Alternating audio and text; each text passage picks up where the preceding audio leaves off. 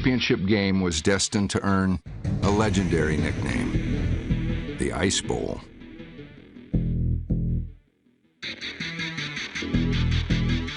It was a total shock to wake up, have my alarm radio go off, and have a sound in my ear saying it's 13 below zero. We find later on that the chill factor is minus 49, I think, at the start of the game, minus 57 at the end of the game. It's cold! The feeling of the air, it was like being in a meat locker. You know, you can only get so cold. And that was as cold as I'd ever been in my life, and I think anybody ever been. If you looked in the stands, all you saw was that steam coming out of people's mouths. You could only hardly even make out faces. Vince told us before the game, he said, I don't mind the offensive and defensive linemen wearing gloves, but I want the running backs, receivers, linebackers, or defensive backs to wear gloves. So everybody's going up moaning and groaning, and I went up to the equipment man, I said, Dominic, I said, give me a pair of brown gloves. He'll never know the difference. The first play of the game was almost a disaster. Donnie Anderson fumbled. You know, it was like trying to hold an ice cube, but the ball came out. Thank God I recovered it. The referee blew the whistle. The next thing happened was he tried to pull the whistle, which was a metal whistle, out of his mouth. It stuck to his lip, and he had to rip it out of his mouth, and his lip bled, right? It cracked his lip, and the blood froze. And from that moment on, there was never another whistle in the Ice Bowl. We played the entire Ice Bowl listening to the commands of the referees saying stop, and everyone did. Hey, right here. Yes, sir. You're not, defensively, they don't seem to be coming off the ball. Maybe 53 and 52, see? Yes, sir. Okay. Yes, sir. The Packers took a 14-0 lead on a pair of Bart Starr touchdown passes to Boyd Dowler.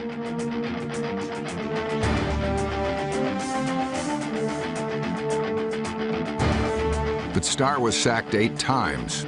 In the second quarter, Dallas scored on a Starr fumble.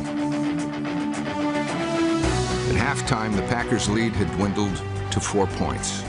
Field conditions were steadily deteriorating. By halftime, the field crushed it over. And in the second half, that crust kept getting thicker and thicker, and it was just a rock-solid field. Conditions worsened dramatically. The footing was so bad, and the hands were so cold, and the receivers catching the ball was difficult. So one score could make a big difference, and that score of Rensel's was like a knife in the heart.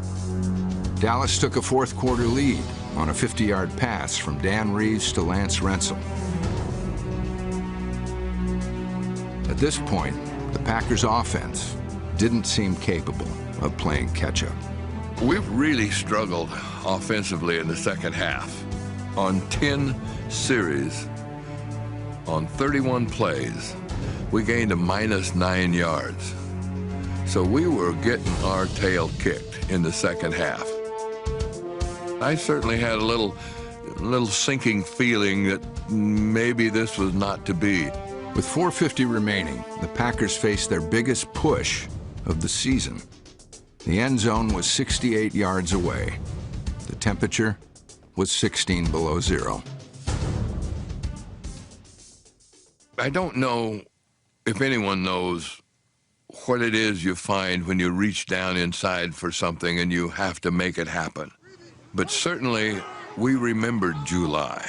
We remembered the training camp, remembered the hard work, the sweat, the tears, the pain, the suffering, the whole package. We remembered that. And certainly Lombardi's ability to push us to our limits helped us in that situation, because this was a situation that needed everything we had, each and every one of us.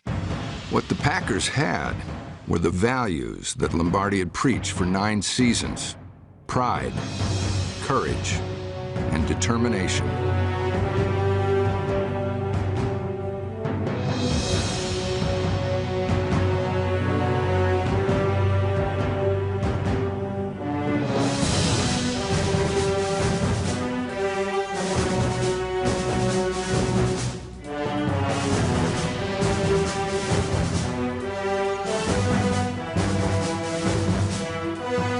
Facing brutal conditions and Dallas's bruising doomsday defense, the Packers put together a march of mythic proportions.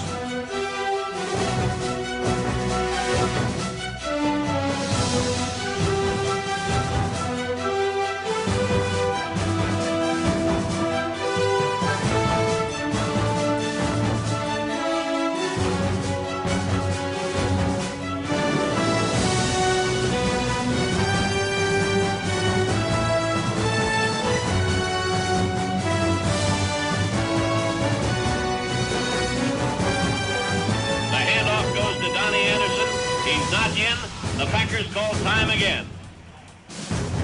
That's all the timeouts the Green Bay Packers have. They are still inches away from that goal line. Just inches. 16 seconds remaining.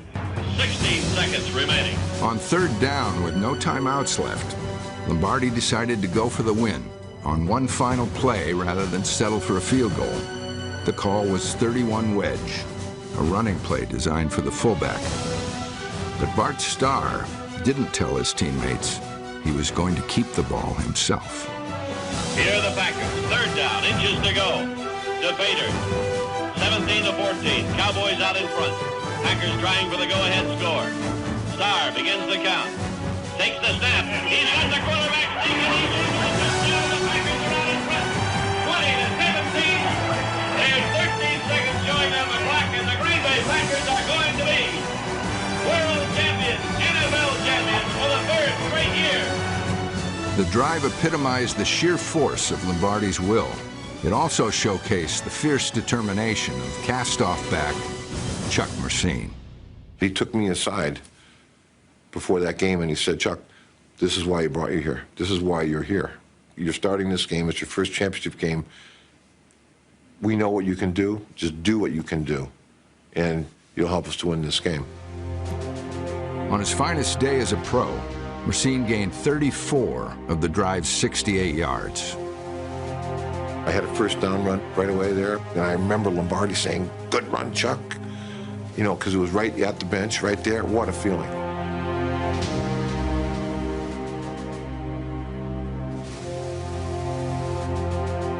You can take a player like a Chuck Mercene. I can tell you how tall he is. I can tell you how much he weighs. I can tell you how fast he is. But no one can measure his heart. And he was all heart. Mercene believed he was going to get the ball on the game's climactic play.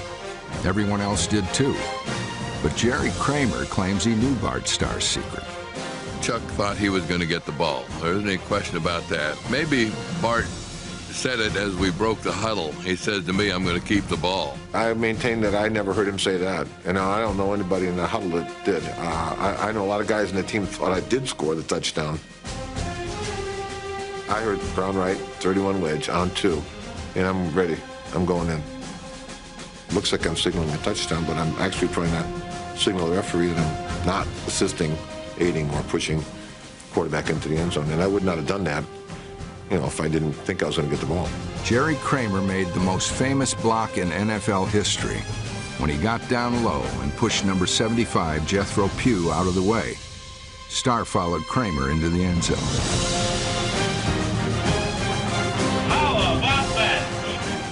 We've never seen a finish like this one. Many a thriller in the 8 years of broadcast that we've done for the Green Bay Packers, but we've never taken it down to the wire like this for an NFL championship.